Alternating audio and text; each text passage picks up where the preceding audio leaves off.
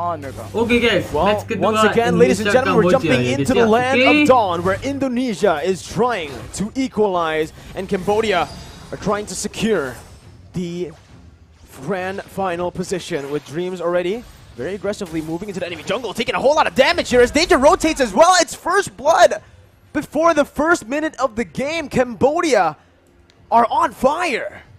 Bit of a disaster trying to get information on a Kadita. Very, very squishy. Yes, you have the blessing of the ocean, but you need to survive for that to actually work out.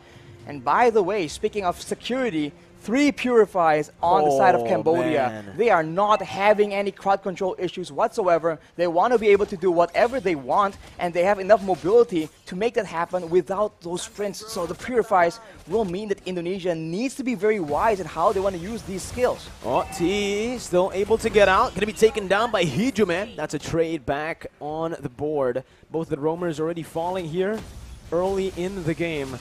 But I do feel like, again, in terms of that mid-control, this Iesf with the Kadita will definitely have a bit of an edge, clearing out the waves a bit faster to rotate and to provide more help across the side lanes. If they roam S3 along with Taz on the Akai, they actually have more advantage, but look at this dive! Oh, Lutsu, too aggressive! Gonna be taken down, punished, and that's the real world manipulation as well. A very aggressive play from Cambodia, but this time it might be too aggressive as Taz jumps in with a heavy spin, instantly knowing where Boom is. The Furious dive as well from Psychots to pick up the kill and to take the lead in Game 2. They have the pressure, and now they can go for the turtle, because for Cambodia, this Faramis can save some of their members from the big burst damage, but hang on, as we say that though, that is Deja picking up a kill onto Psychots. Definitely not what Indonesia wants, but there we go. Turtle secured for Indonesia in minute number 2. It's still just a very slow game now that the action has happened early on, Arashi. Both teams will be waiting for the neutral objectives. They don't really want to go for anything too crazy, but just as I say it, Lutsu will be caught for the second time in this game. And this time it's by Dreams, who's taking it a bit personally, that first kill. And you can see as well, Brand's just having a good time on that Melissa against the Irith though. Breath of Ocean popped in, OP going to be sandwiched by Indonesia. The real world manipulation as well, forcing OP to use that ultimate to get out of the range. It's still OP who can survive, who can still get out, but look at the waves. Very disadvantageous for Cambodia. It's pushing in towards Indonesia, and Brands is just letting it push.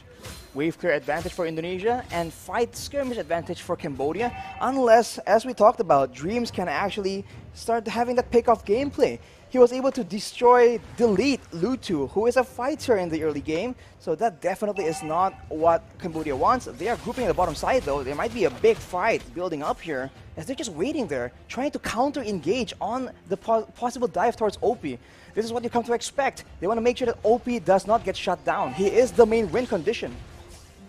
But here, so far, Brands has been able to find a whole lot of success in the lane, getting a whole lot of gold. And with the help of Hijume right here, with that real-world manipulation constantly, it's just so difficult. And you can see as well the rotations from the XP laner, opting to actually leave that XP lane. Dream spotted out by T, and Psychots even cancelled that recall. Got cancelled by T. Hylos having a better time in that XP lane again, just soaking in as much gold as possible, while Taz is actually going to be the one gifted the job to handle or to match up against that Hylos. Brands now has secured the bulk of that, well, almost the whole thing, the whole turret gold, and with that momentum, Indonesia rotates their top side at the opportune moment, going for the turtle, but there might be a fight here because they are backing away. Oh, that's a very good engage again by Dreams. Lutsu taken off, and that's Taz who secures the turtle. Deja all alone pops the cold altar to survive, but a pin down from Taz is there. Deja with a Purify still able to get out with the real world inflation, will be able to lock him down for the kill to be handed over to Hijume. The pick-off game from Dreams, man, this is what we've come to expect. It's dangerous and it needs to be respected, but Brands will be taken out. OP is actually getting a bit more momentum back here, and Indonesia might want to just try and funnel a bit more attention because it's going well so far. Why stop here? Yeah, 3,000 gold lead already. Taz also was able to steal away the purple buff. Now, Lutsu is 2 levels behind of Taz on a hero that you would really optimally want to go to snowball early on, right? You want to get as much as possible on this Leomord. And if you get to that later stage, you are going to fall off pretty badly, actually. Well, Dreams right now, though, already having the Clock of Destiny scaling towards that late game. Hejume with the Ice Queen's Wand will mean that for Cambodia, escape is going to be a very difficult situation as Oppie again is the target. So much damage to the pin as well. The Purify comes in to save Oppie for a bit with a hard guard, but he is going to be taken down by Brands with the dolls. Deja with the Cult Altar getting out. Brands just securing that tier 1 down below and moving back. Indonesia now invading the enemy jungle, and Lutu has no say whatsoever to what's happening in his jungle. Taz is now 3 levels ahead. Psychots is zoning Lutu away, has a Black Dragon form to get out as Taz jumps in, gets the damage down as Dreams, looks for the follow-up now. Tier 1 going to be taken down in mid lane. Boom, still having the Glorious Pathway, can get out. And Indonesia decides to play the disciplined game this time, backing off, not overextending as they did in game 1.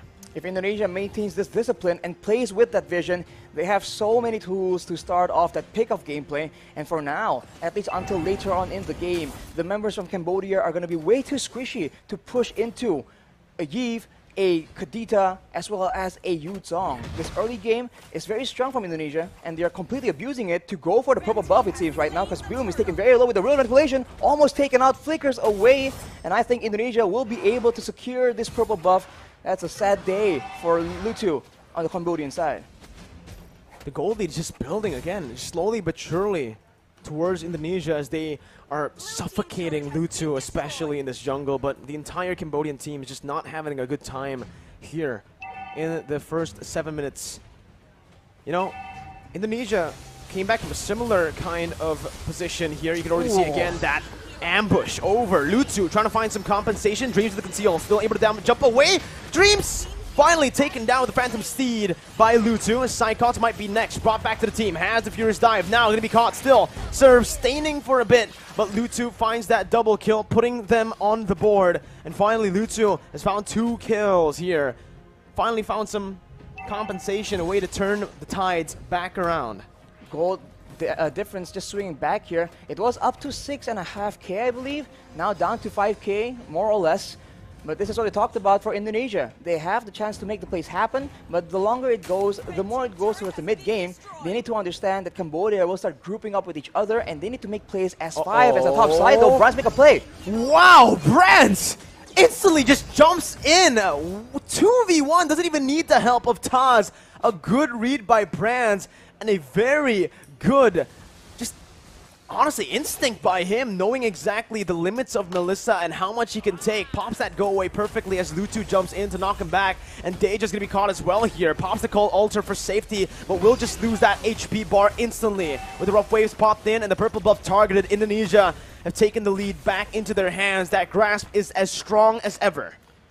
Brands was able to make that play happen and swing momentum back. He is, by the way, 3 levels. Well, not two now, but he was earlier 3 levels ahead of OP, and that shows again the game plan of the Indonesians. Destroy that gold lane, let Brands carry, and shot down OP in one fell swoop. It's working very well so far, but we've seen that Cambodia has been able to come back from the situation.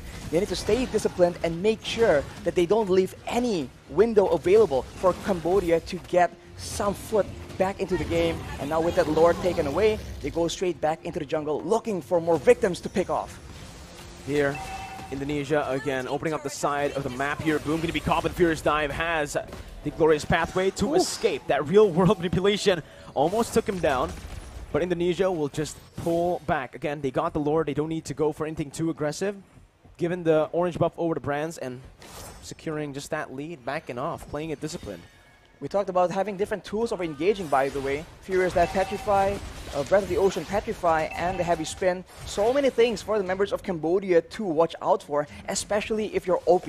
You know that the Indonesians has their eyes on you, and at every moment, someone might come up from the sides. It could be the Kadita, it could be the Akai, the Doang, or even that real manipulation to just screw over your chances of having that impact in those team fight, and Indonesia is absolutely abusing it. Taz finding a good pin down onto Boom with the help of the real world inflation, but the Call Ultra is placed down there, only for him to get silenced as that's Oppi again in the back line. It's taken so low, but a passive from Psychots. Brands picks up a mega kill, and it's a 2-4-0. Indonesia in that skirmish finding everything they need to look for the end right now. Deja looking for it. Oppi gonna be taken very low, taken down by Taz as he jumps forward with Retribution as well. T bursted down, and the base is wide open in 10 minutes. Indonesia equalize.